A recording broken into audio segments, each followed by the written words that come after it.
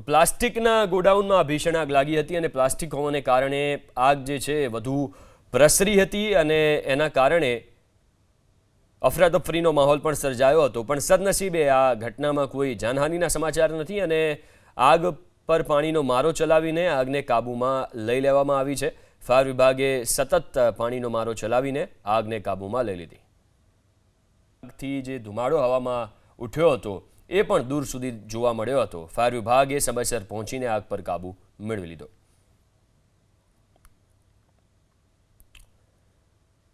તો પ્લાસ્ટિકના ગોડાઉનમાં ભીષણ આગ લાગી હતી અને પ્લાસ્ટિક હોવાને કારણે આગ જે છે વધુ પ્રસરી હતી અને એના કારણે અફરાતફરીનો માહોલ પણ સર્જાયો હતો, પણ સદનસીબે આ ઘટનામાં કોઈ જાનહાનિના સમાચાર નથી અને આગ પર પાણીનો મારો ચલાવીને આગને કાબૂમાં લઈ લેવામાં આવી છે।